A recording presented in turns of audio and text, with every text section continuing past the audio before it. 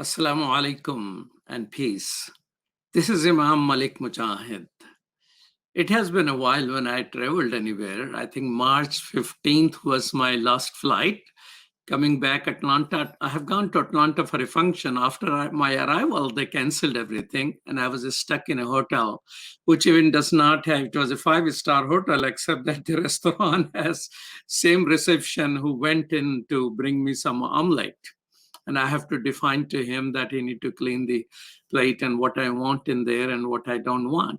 So Muslims have to pick and choose to follow the beloved path of the beloved Muhammad sallallahu alaihi wasallam. And but it has been a while. I haven't traveled since then, and I'm enjoying new things, like being with so much in your own home, so much with garden. In the morning, I hear rooster, and I walked and found about 3-4 houses from me. There is a rooster and hen and all of that. So new discovery, something difficult, something easy. I don't think I have talked to my wife in last 5 years as much as I have talked to her in last few months. So there are something good happening. But what is happening with the halal industry, halal travel industry? Travel industry is down. But what halal industrialists are doing, this is something which is going to be our topic today. A research says, by Authentic, the MasterCard and Crescent Rating, a Muslim-led organization, they did a research, and they projected that it is going to be a 300 billion market. I don't know if it is a billion market right now during the pandemic, but that's how it is projected. And there are, they're thinking by 2026, which is not very far away, there are going to be 250 million Muslim travelers around the world. So we will discuss this today, and we have amazing people who have been in this industry. Sami, Hamdi, welcome to Muslim Network TV. And thank you for having me. Assalamu alaikum. And he started because of his personal experience. He's a co-director of Halal Travel Guide, a London base where he's coming from, platform dedicated to Muslim travelers. And we also have with us Fazal Bahardeen. Assalamu alaikum. Walaikum assalam. Fazal Bahardeen coming to us from Malaysia, but based in Singapore. He's a founder and CEO of Crescent Rating and Halal Trips. Well, I didn't know halal travel is such a big thing until I found I was just in Thailand for a few meetings, and somebody found out about I'm there and connected here and there. Suddenly I landed in a reception in a 5-star halal Muslim hotel. And I didn't know something like that exists. And they have many courses and all that. Of course, they gave me a whole lot of brochure to send some American Muslim their way. So it seems this industry is becoming big and big. But my question to both of you is, when was the last time you traveled? Yeah. So I think I probably traveled around the same around the same time you mentioned, Malik. So it was around I think 15th or 16th of March, and I keep telling my friends, this is probably the first time I have not crossed a border for the 4 or 5 months during the last probably 25-30 years. Yes. So we are all Yes. So yeah, it's been a long time, and as you said, also there are good things. Also, I'm looking after my garden as well nowadays. So yeah, you have more time for other stuff that you probably. Yeah, my garden, unfortunately, in Chicago, it's all dead now. We have close to freezing temperatures already. Although today is promised to be way better, and now we have another guest. He is, let me see his name, Tahir Imran Mia. He's a consulting editor for Pakistan Aviation. He's an award-winning journalist who used to be social media editor for BBC Urdu. Assalamu alaikum. Walaikum salam. Welcome to Muslim Network TV. So, Tahir, I have heard that Pakistanis are traveling. So, when was the last time you traveled? I have been very fortunate to get my passport stamped by different visa, with different embassies. So I am one of the few, I don't know, thousands or I don't know, around half a million Pakistanis who can frequently travel. So I last time traveled to Europe, mainly in France, Netherlands, and before that I had When was experience of it? We traveling. are, we are talking about the pandemic travel. Did you travel since I March? I traveled on 23rd January, the day when there was first lockdown in Wuhan, China. So I arrived on the day. Okay, so Sami Hamdi, when was the last time you traveled? February. I came back just when there was talk there might be a lockdown, so I was enjoying myself in the olive trees in the Tunisian countryside. And when I heard there might be a lockdown, I got on the plane and flew back to London so that I would not be stranded abroad. All right. Well, you're wise enough. Well, our director of finance was stuck for several months overseas because he could not get back in time. So, so travel industry is down. Are there some places where tourists are still going? Not really. I think I mean, almost every country has, so, has. I mean, there are some land wherever there are some land borders, in especially in some parts of Europe, maybe. You could probably travel, but travel industry in general has been devastated. You really, I mean, travel is at a standstill. I mean, you cross-border travel probably is almost non-existent currently, except in some parts of Europe, maybe, where you could cross borders across countries by Well, road. Yeah. we have a guest from London, Mm. Sami Hamdi. Are European border to each other open, or they are also closed? No, I think people are going to Spain, people are going to France, not as many as before, but people are taking any opportunity when the government gives an indication that it's not so bad. You see the planes fill up. When there's talk that it's going to be bad, as the talk is now, travel tends to go low. But I think in terms of Muslim travel in particular, there was a notable uptick in August of Muslims going to Turkey, taking advantage to quickly go. When President Erdogan announced the opening of the Hagia Sophia as a mosque, there were a lot of groups of Muslims flying out from London to Turkey to be part of it and to take a holiday over there. But in October, the month that we're talking in now, the government there's been a big spike in corona, and now quarantine measures have been imposed on everybody coming back from Turkey. So there's a notable decline in the number of people ready to go and travel to these places. So there is so just like in UK, your government said they're gonna pay half of the bill, and people landed in restaurants only to find out that it was a little too early. So there are destinations which once in a while open up and people go and travel. It seems. So if people do travel, my question will be: is it safe to stay in hotel or those home sharing type of deals? Uh, I think Nobody there are has an opinion on that.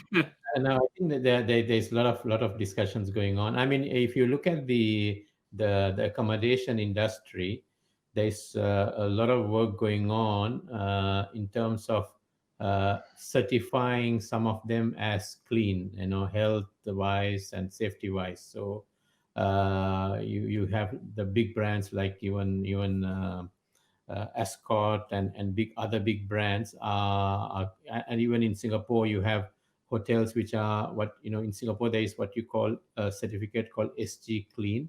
So these are certificates given to hotels when or any premises which follow a certain guidelines, certain SOP. So I think the answer to your question, currently the biggest market out there is the domestic travel market in many countries. That's what, at least in this part of the world, the domestic market is opening up, in Malaysia, in Indonesia, in Singapore. So the tourism industry is encouraging the citizens to go and take what they call staycations. I don't know whether it's something that people do in Europe or in the US, but in this part of the world there is this staycation. So where you are in Singapore but you go and spend your weekend in a hotel in Singapore, right?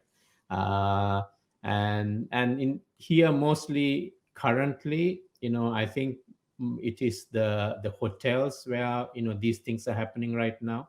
I don't think, at least in this part of the world, I don't think it's so much about the Airbnb type of accommodation, simply because the hotels are already putting into place a lot of procedures and things like that to give confidence to the guests that our place is clean, it's safe, you can stay. But rebuilding confidence with the traveler is a huge task now.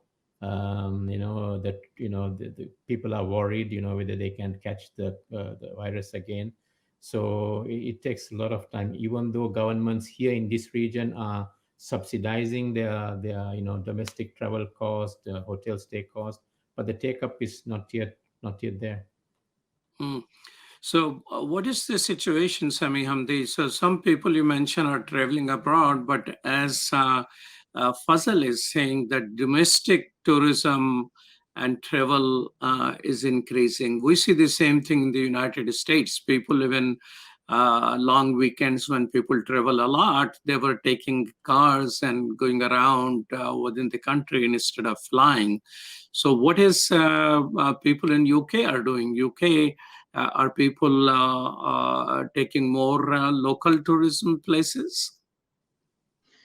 I think it's important to differentiate between the demographics who are actually traveling during this time, because it's clear that it's mainly young people, mainly millennials who are traveling because they've been told that they're less likely or less at risk of contracting COVID-19. So many of those who are not necessarily living with their parents or don't have much contact with the older generation are the ones who are more likely to be seen going on staycations, going on traveling abroad, seeing them in the airports, flying to different places and the like. And of course, that's one of the problems that the governments have been trying to deal with regards to containing COVID-19. So when we're looking at those who are going to the Lake District here in the UK, those who are going and renting out cottages, it is very much the young population.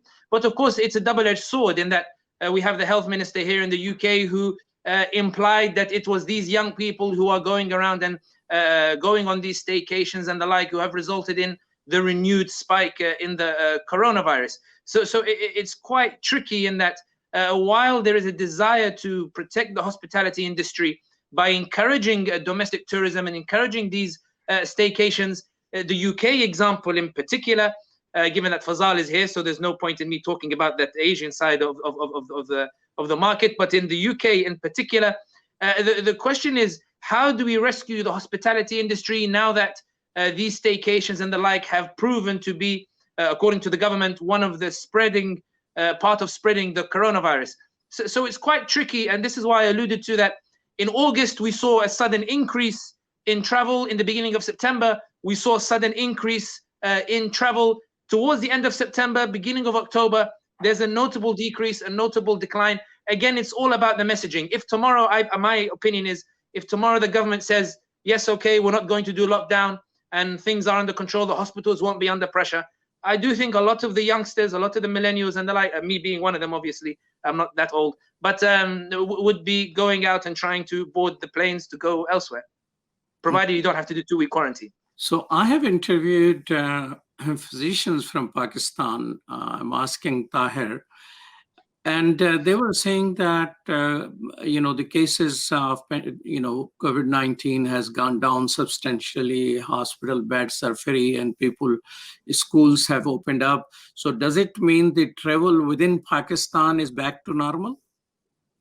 I mean, travel within Pakistan, if you talk about road travel or air travel, it's almost not at the same level as pre-COVID, but it's much better, because almost all the domestic airlines in Pakistan are operating at least 3 to 2 flights daily on the trunk route, for example, between Karachi, Islamabad, and Karachi, Lahore. And the bus travel and the by road travel is normal. So a lot of life over there is normal. And if you talk about the impact of this whole crisis overall on the industry, so you have to understand that Pakistan was pitching itself for all of these sectors, opening up for tourism, investment in tourism. They even launched a special license for airlines who wants to operate on these northern areas to Kashmir and to Swat, special flights, and they gave incentives as well. So all of those plans did not go well, but the domestic tourist market did flourish a little bit after the COVID in July, August, and September. I heard a lot of people who were who basically traveled to northern areas, who traveled to Kashmir for holidays. I mean, I saw Maulana Fazal Bahardeen recently posting pictures from Kashmir, and then a lot of friends who went to northern areas, Gilgit-Baltistan. But overall, I think because in Pakistan, the government is not that much interested in helping the sector. They are not interested in incentivizing the airlines or the travel or tourism industry.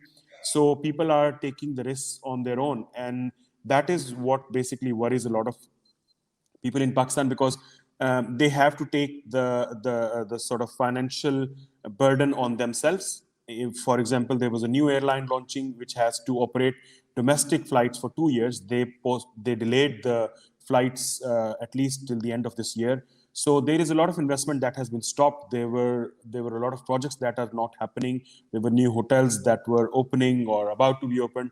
So there is a lot of uncertainty, and because data is not very clear in Pakistan, so you don't like in the Western countries, you have even in UK, for example, the data, or Europe, the data about total number of deaths is not clear. They did not include it, people dying at care homes and stuff. So in Pakistan, you can imagine how data is compiled and how it is shared. So it's always a very uncertain situation. And with the country's financial situation, the currency, everything is not helping in this scenario. So for the people who are overseas, it is good time for them to visit Pakistan because of the currency and all those fluctuations. So there is always both sides of that. You're watching Muslim Network TV. We are talking about tourism and halal tourism, and we'll be right back after these messages.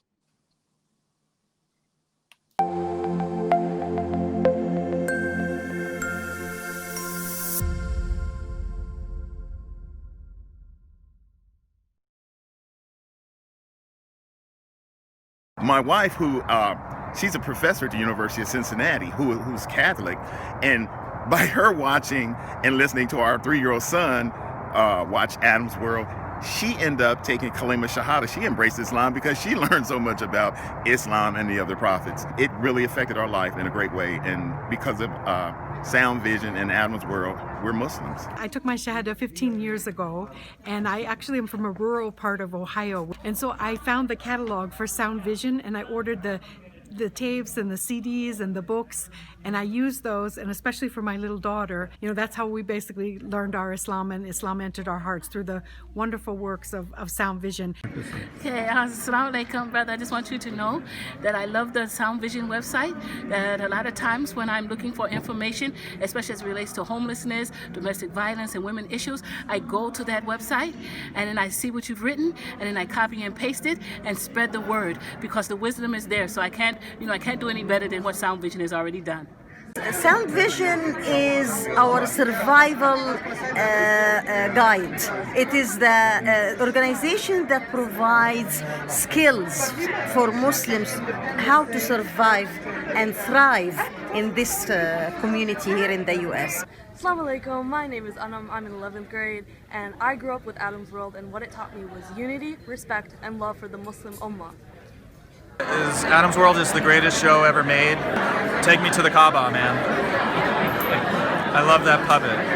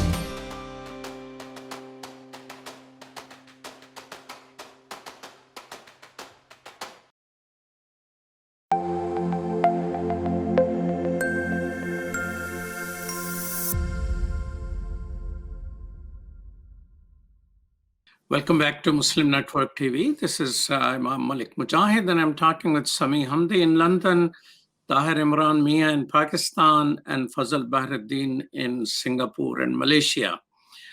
While industry and travel is down, how your businesses, how are you inspiring people or connecting with your clientele to keep them inspired for future travel? I mean, I can tell you, I have many destinations in mind, and I say, oh my God, when will I be able to travel there? But are you doing anything to keep your people who are connected with you inspired to travel when it opens up? I think, I think the whole industry, as you said, Malik, the whole industry is struggling. I think no question about that. So, and all of us are trying to, waiting for the moment that everything gets better to restart tourism. But at the same time, and I think it's all of us here. The industry is trying to do things to keep the travelers informed of things to look for when COVID subsides. So in our case, we have two sort of platforms, as one is called Crescent Rating, which is to help businesses, to enable businesses and governments and tourism boards to help them understand the Muslim market and help them build services, facilities to welcome Muslims to their country. So that work, alhamdulillah, has been going on because there are a lot of countries are eager to be prepared when it really starts. So most tourism boards are actually doing work to be prepared. 2021 is also still not going to be great for travel. Most indications, most simulations that we do, we are probably looking at getting back to the 2019 levels, if ever, probably in 2023 maybe, or 2024 even. So we're going to have a rough time for the next couple of years. But we do a lot of work with tourism boards and businesses to prepare the destination so that they can welcome both Muslim and other tourists as it opens up. So so I mean, we have a consumer platform as well, which is called Halal Trip, and we do the same thing. We still publish content about what to do in Pakistan, or what to do in Islamabad, what to do in London, because still there's two things. One is you have to people are still interested in reading about or planning their trips, as you also said. Two, there's also still an eagerness within the local domestic tourism to go and I mean, as if you're living in the US or Canada, you probably haven't visited all parts of Canada even after living 20-30 years, right? That's the reality. So most of us have not really explored our domestic attractions and experiences. So there is a potential there. We have to keep going. And at the end of the day, one thing is for certain, which I keep saying, travel, it's in our DNA. We want to travel, we want to explore, and we have been doing that for thousands of years. I mean, yes, Corona is going to pull us back a little bit, but we as soon as it subsides and it gets better, we're going to get back to travel. So Umrah probably most likely is not open yet, right? So I think Saudi just announced that I think that they are going to open for certain countries or certain. So they already opened for the domestic market. Umrah already is opened. I think the stage 2 will be to open up for some nearby countries or so they have a phased opening. I think for the domestic, I mean, maybe Sami or Tahir might know better, but I think they're already for the local market, they have opened up Umrah. I think the Umrah, I wanted to jump in about Umrah market as well, because coming from an aviation perspective, I mostly talk about, so Pakistani Airlines, bread and butter, or more than 70% of the revenue comes from flights to Saudi Arabia. So whether it is for Umrah or Hajj or other, and there was no Hajj this year, and then Umrah is still not happening. And I don't think that Pakistan would get into such a list because of the infrastructure or because of the availability of COVID tests or because of the trust level. So the airlines are still trying to get through this whole scenario. But I think if Pakistanis can basically establish some kind of mechanism and ensure the Saudis that they have a robust system where they can provide COVID tests for prospect travelers, then I think we can see that there will be Umrah market, but it's not going to be at the level that it was before. So I think for Pakistanis, most of the travel that happens for general Pakistani is for Umrah, and that is to Saudi Arabia. Apart from that, the travel market or the tourist, I think they belong to a class, and they belong to a sort of they have that kind of mindset where they are kind of understand and they are ready to take that risk of flying in a plane where they might get COVID, they might have to basically exposed to environment where they are not safe. So I think people are slightly accustomed to that. But then comes to people like you who wants to come to Pakistan. So it has become so expensive to fly to Pakistan that a lot of people who want to travel, they cannot travel for family reunions or other family businesses. So I think that from a Pakistani perspective or from a perspective that involves Pakistanis living abroad, I think it would be very, very difficult unless situation changes and fares come down. I don't think that a lot of people would be willing to take that risk or take that financial decision. Okay, let's talk about what is the current size of, there are Muslims who travel. And there are, I think 1.5 billion Muslims around the world, and they travel all the time for multiple reasons. But when you say halal travel, is halal travel equals Muslim travel, or Muslim traveling is a different thing than halal travel? Anyone has any ideas on that? I think on this topic, I think it's easier that, and I always say that because it's one of the questions that everybody asks, what do you mean when you say halal travel? And tourism boards often ask, what do you mean when you say halal travel? I always say that halal is everything that makes the life of the Muslim traveler easier. Anything that facilitates, whether that's halal food, whether that's access to facilities, whether that's access to the destination's culture and being able to navigate it in a manner that ensures that a Muslim can maintain within the framework of Islam and not contravene anything, all of that is considered halal. And I think the second strand of that as well, so that's from the consumer side, everything that makes everything easier. I think for the other dynamic, the other strand for it is reflected very clearly in the story of Abu Hanifa when he went to the market, found a woman selling an item of clothing for 10 dirhams. He said, this is wrong, I won't buy it for 10 dirhams. She said, please, I have to sell it, otherwise I won't make a profit. He said, no, you're selling it too cheap. She said 20, he said no.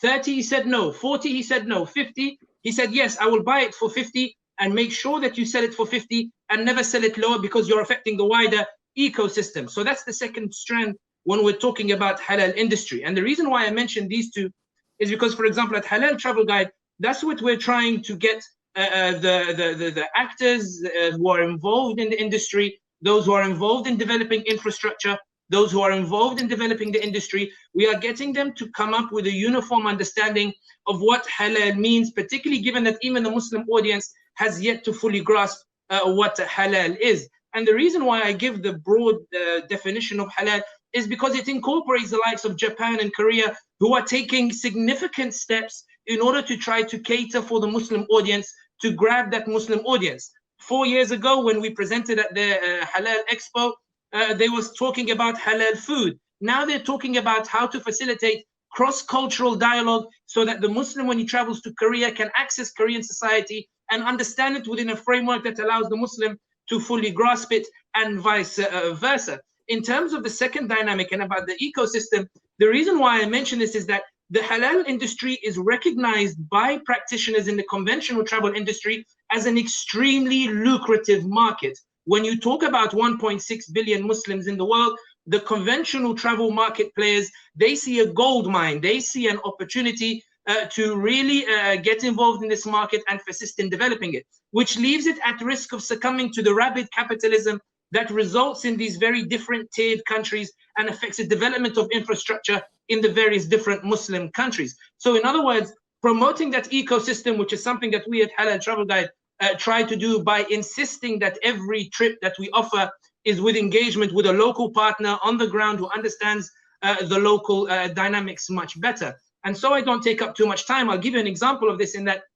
we always argue that at the end of the day, travel is a very personal experience. Much as we talk about it in numbers and in technical terms and economic development and words like infrastructure, when I'm booking a holiday, I'm not interested in any of these words. I want to go to a place where I can relax with my food, I can relax in the culture, I can enjoy myself and have a lot of fun with whoever I'm taking with me. And we have to keep that in mind, and that when people are traveling, we have to encourage in this day and age, the Muslim generation, particularly in this polarized world where identity has now become a buzzword. We must encourage Muslim consumers to reconnect with these various different identities, whether it's Turkey, Pakistan, Algeria, Tunisia, or whether it's even with these other countries that are trying to expand and provide for the halal market. And the reason why I say this is that... Yes, tell me this. You mentioned, and there are things Korea and Japan are doing to attract this market beyond halal food. Give me some examples of what Korea is doing, and is it the Korean government, or is the corporate sector or civil society, or in Japan? I'm interested in that because Muslim Network TV reaches America, Mexico, and Canada, 57 million people, and I'm interested what they are doing. So some of our people who are listeners here and watching our network can figure out how that America should do to welcome the same dollars which may be going to Korea and Japan.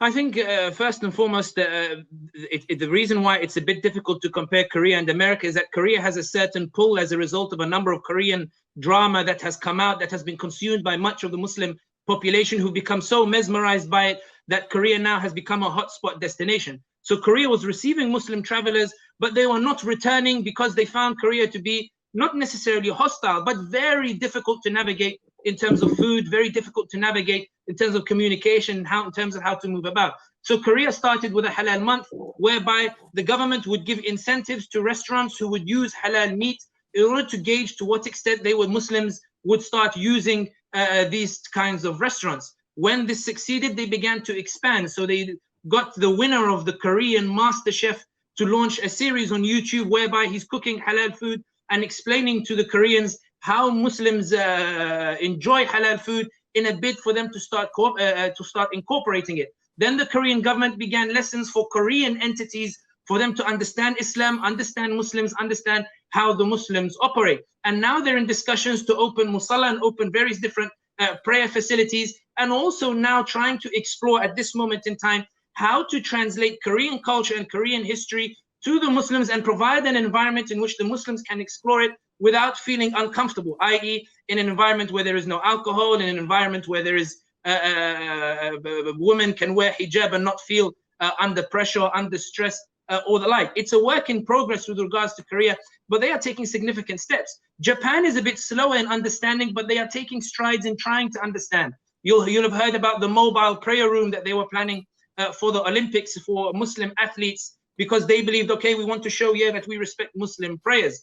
But of course, the Japanese are still in this discussion of how does halal meat threaten our identity and culture and the way that we cook food. But nevertheless, they're taking strides in this. And I think the more that Muslims are going, and this is the key point I want to stress here before I hand over, the reason Korea and Japan are pursuing these initiatives is because so many Muslims went that they were so surprised and shocked by the market and how big it is and how lucrative it is and how much disposable income this new middle class Muslim community has, that they said, my goodness, we have to take advantage of it.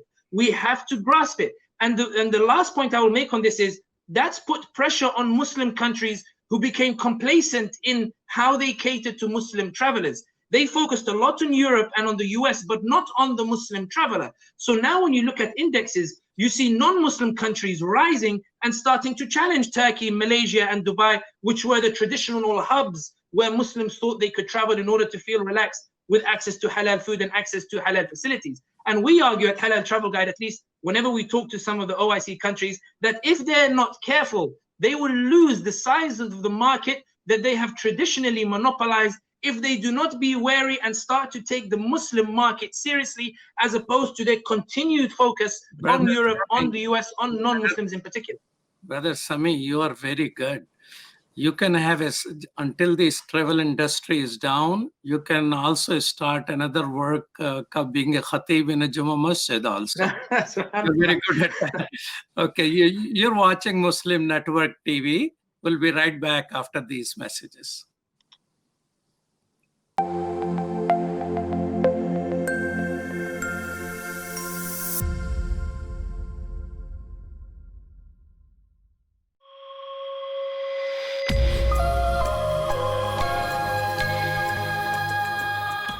What was it like when you started this network out, when you started Sound Vision those many years ago? You know, after 9/11, one lady called me and she says, what is your channel which I can watch?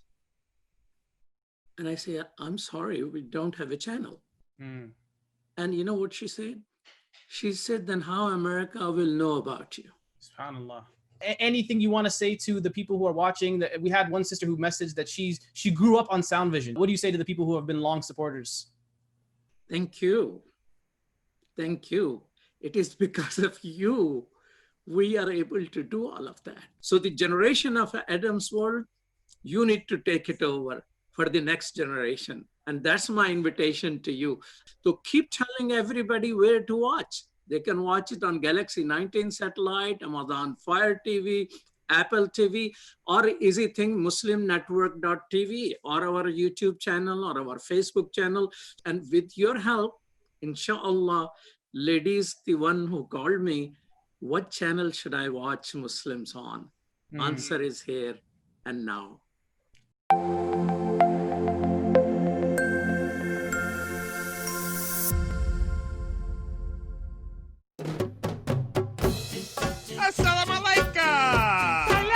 Open up your eyes. Assalamu alaikum everyone, it's your brother Zain Bika from South Africa.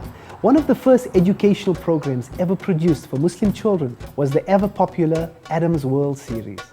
The colorful and comical Muslim puppets stole the heart of a generation. Sound Vision will be releasing brand new episodes of Adam's World with the launch of a Adam's World app. Subscribers will enjoy new Adam's World episodes as they are released, as well as all the classic episodes of Adam's World. So visit adamsworldapp.com now to learn more, subscribe and enjoy new adventures of Adam and his friends. And let's keep helping tomorrow's Muslims today. Assalamu alaikum. It's Adam's World.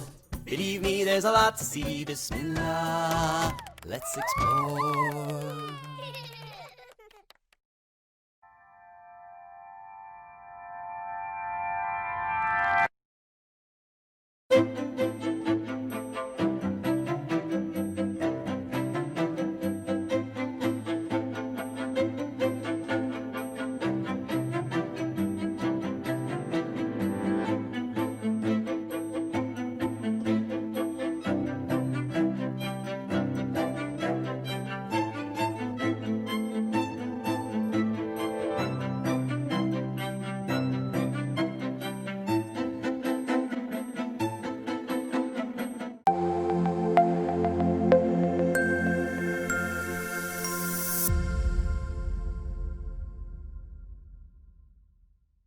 This is, welcome back to Muslim Network TV. This is Imam Mujahid, and I'm talking with three experts Sami Hamdi, based in London, very passionate supporter, activist for the travel industry, which is Halal base.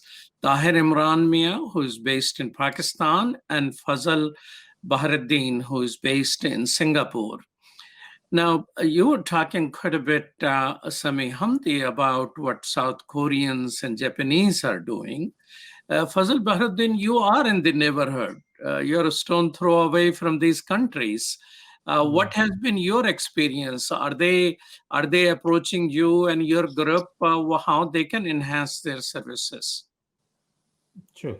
I mean, what Sami is saying is absolutely true. I mean, the non-Muslim countries in general, especially in Asia, have been very eager to attract the Muslim market, simply because they are in the neighborhood of many major Muslim markets like Indonesia, Malaysia. These are big Muslim markets. Even in the subcontinent, major Muslim, which is probably about 5 to 6 hours flight time from Japan, Korea, and Taiwan, and Hong Kong, and China.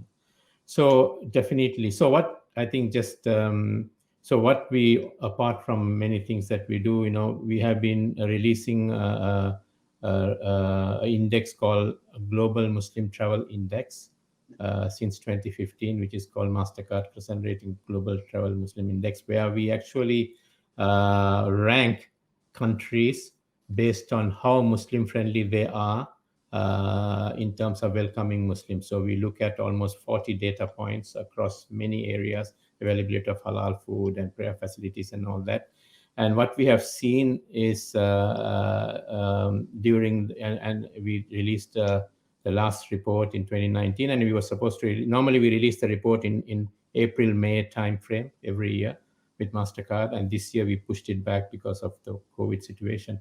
So, I mean, what I was trying to say is that we have seen over the last 5 years, when we have been, doing this index, that many countries like Taiwan, Korea, Japan in particular, of course, Singapore is as well, have been, rising in our rankings. We sort of rank based on number of criteria, number of data points, and they are, constantly, for just to give an example. So Taiwan, probably maybe 5 to 6 years ago, probably had 10 halal restaurants in the island. Today, there are probably more than 150 to 200 halal certified restaurants. I mean, these are restaurants certified by halal authorities. Same in Tokyo. I mean, if you go to Tokyo 10 years ago, difficult to find halal food. I mean, only halal food you'll find, if at all, is Indian food. So you go to Tokyo, and the only thing you can eat is kebabs or biryani. You don't want to do that. You go. So now you will have halal sushi, halal ramen. So they have put a lot of effort in educating the different parts of the service travel industry. Sushi is always halal. They put alcohol sometimes, and they put other things. So it depends on if you are using like soya sauce. Soya sauce is a problematic in some cases. So yes, sushi itself. Talk about that a little bit, but one of the questions which I like to ask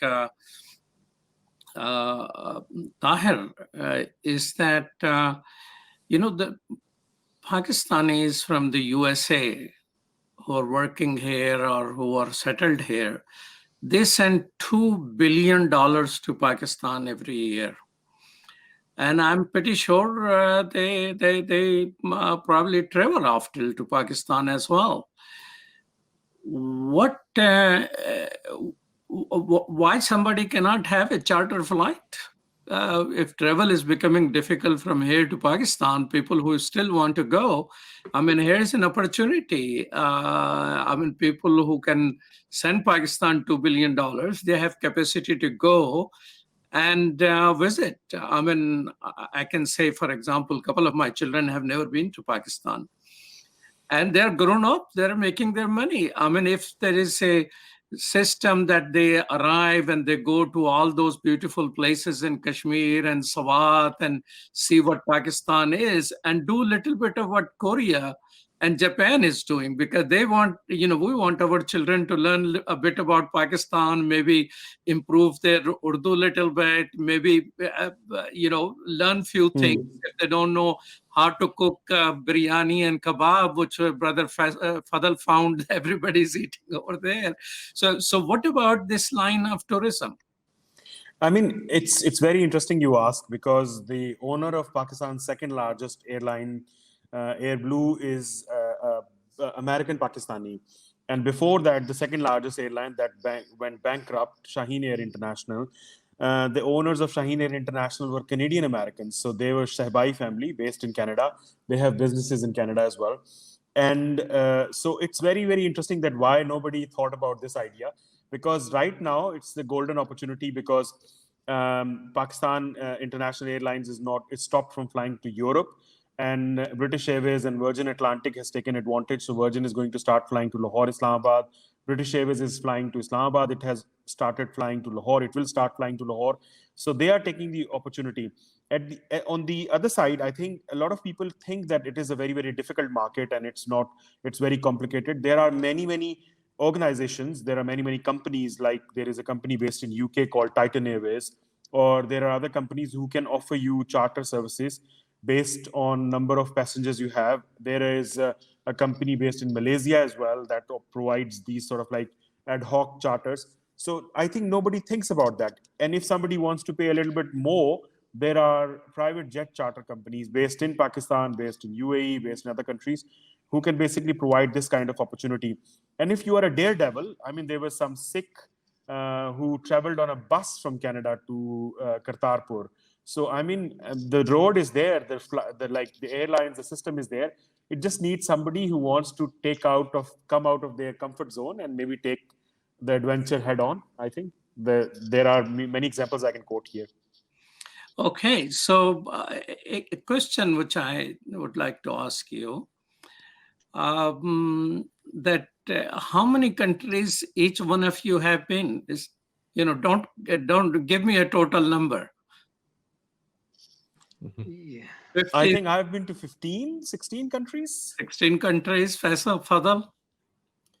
I've traveled a lot. I've probably been to more than 50 countries, yeah. Okay. And Sami Hamdi got into business because he was traveling and finding it difficult. So how many countries have you been to? I don't know, let's say more than 30, let's say. Okay, all right. So that's good. I mean, when I was a child, I will sit there and among the things I will pray, Allah help me become a good writer. And the other dua I will make is that I want to travel the world. So you are in the business in which there are countries I want to go to. And sometimes it does, become adventure. I like adventure. If everything is halal available, I feel that I don't have much adventure figuring out what I'm eating, what is going on. So give me an idea. Who are the three most famous, say, travel influencers among Muslims on YouTube or blog and blogosphere or video blog? I think it depends what country you're looking at, in the sense, for example, like if you look at Korea, there is a Muslim revert called Dawood Kim who has done wonders in terms of depicting Korean life to Muslims, not necessarily in the Islamic framework that perhaps everybody is typically used to, but in the sense that, for example, where he's been effective in is saying, look, I'm Korean, I'm Muslim, and this is my country, come and visit. And in terms of the younger generation, they love that kind of thing. But I think that it's important to understand also that the market does not operate in a vacuum. It operates within the context of the global dynamics. We live in a polarized world. We're living in a world that does not look necessarily as stable as it once did. And when we're looking at Islamic identity in particular, we see that it's coming under increasing pressure and significant pressure. And the reason why I mention this is that when you look at travel trends, when you look at Turkey and Pakistan in particular, there's a notable shoot in increase in Pakistan from non-Pakistanis and non-Asians since Imran Khan came to power, because Imran Khan is seen to exhibit some sort of Islamic identity that perhaps those before him were not as ostensible in. When you look at Turkey under Erdogan, for example, you see that whenever people now are looking for a break, for example, they no longer go to Dubai as they once did. They're going to Turkey, and Turkey is taking advantage of this and trying to expand. And the reason being is that Muslims are going to countries now that make them feel more assured of their identity. And I'm talking in Europe in particular, not necessarily elsewhere. Good point, Sami. There is a good point. Tell me, brother Fazal, who are the influencers you think are big? To be brutal about it, I don't think we really have big compared to the conventional travel industry. We don't have huge names within the Muslim space. That's the opportunity for me, I guess. So, Sorry? Tahir, what do you think? Are there some Pakistani who are big influencer when it comes to travel? I mean, we don't have, like, I can talk about Junaid. I mean, he blogs as Ganji Swag. He has done a bit of work. And then Junejo, I mean, there is a local blogger here, but they are not huge. But I just want to add 2 lines that I think, as Fazal mentioned about Korean dramas, Turkish dramas have done wonders in Pakistan. A lot of people are traveling from Pakistan to Turkey because of Turkish dramas. So I think we do not have that kind of product yet that can attract, even in the shape of bloggers or even in the shape of our culture or films or dramas. Actually, no, that's a great point. On Tahir's point as well, like when he's talking about Turkish dramas, like I can tell you the Ertuğrul series in Europe has taken Muslims by storm. Muslims were traveling to Istanbul and asking to go to Sugut, which is where Ertuğrul made his capital, and the Turkish government realized we've never considered Sugut as a tourism destination. They went to Sugut and found there were only very limited hotels and no facilities, but there was suddenly a huge flux of Muslims going and saying, I want to see where Ertuğrul made his capital. And it's only recently that Turkey has now opened a series of hotels and new, even Konya, for example. Konya was traditionally a staycation destination for domestic Turkish audience because it was Sultan Alauddin's capital. You have all these Muslims who are saying, give me, or at the Halal travel guide, they're saying, give me a tour package that takes me from Istanbul to Sugut to Konya. You tell him, brother, listen, there are other big cities, you know, like in travel. He said, no, I want to see Sugut and I want to see Konya. In other words, it's driving it. And this is why I go back to the point about Islamic identity. What made Ertuğrul resonate with so many Muslims, middle class, second generation Muslims in Europe, born and raised in Europe? It was the fact that Ertuğrul was one of the first series to present a heroic Muslim on our TV screens, and every Muslim felt, I like that. And now we have the Sultan Abdul Hamid series. You have the Osman series. This is driving it. The question now is, as Tahir mentioned, can Pakistan produce something similar? Can the Arabs produce something similar? Can the Malaysia, Singapore, can they revive that history that the Muslim audience in Europe are so thirsty for, that they are dying to hear and connect with? This is the reason why I say, and I'll finish on this point, the halal market is developing. It's no longer just about halal food, as you said. It's about adventure. If I'm going to go to a country, I want to feel like I'm having this immersive experience. This is why now Turkey is now reviving its Ottoman history. This is why we at Halal Travel Guide are telling countries, revive that Islamic history, whether it's Tatarstan or the like, revive these heroes, show them to the Muslim world so they say, wait, I didn't know Ismail Shamil was this great leader in Russia or the like. Same time, unfortunately, some of the countries are taking a reverse gear. I mean, China putting Muslims in concentration camp over there. I was going to talk about that. Country where used to be halal. In the 70s, they will have restaurant and hotels will serve halal and all that. I walked every day I will walk morning until evening, and I will always be able to find halal food, and it gone other direction. India, it destroyed the Babri Mosque, and it destroying Muslim culture, lynching Muslims. So there seems to be some people are getting it. Other people actually putting themselves in the reverse gear when it comes to, and that's where America comes in. I mean, you talked about all the countries, but travel to America, world wants to come to America, but is America welcoming the world? Is any of your, are there people who call you and say, well, I want to go to America and I want you to book me a halal travel? Wallahi, I will say one thing on the point that helps to address it. We do have people who ask to go to, whether it's Paris or Washington or the like, or go to America.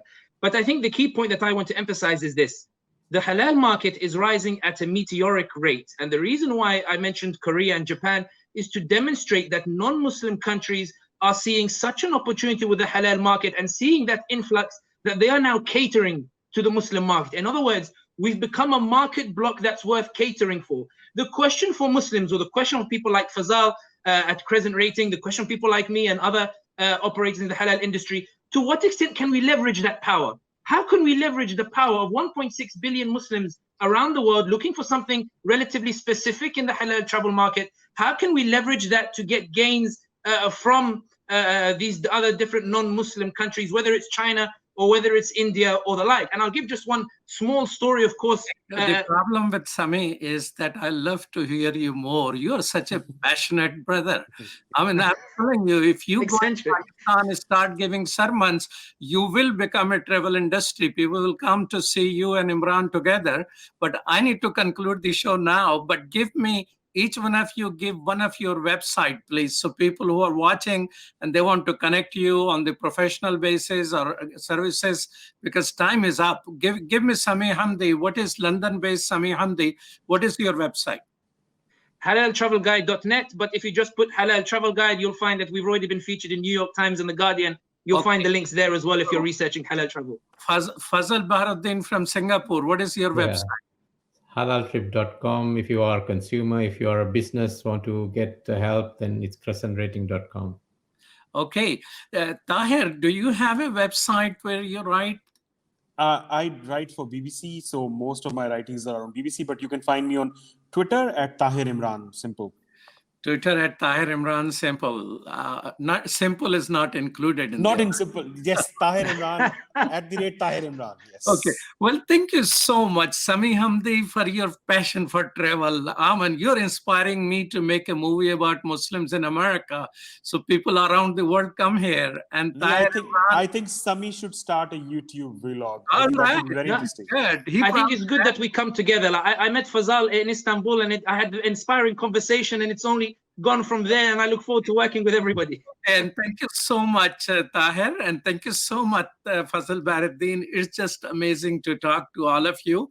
And thank you, Sherdil Khan and Dr. Abdul Wahid for producing today's show.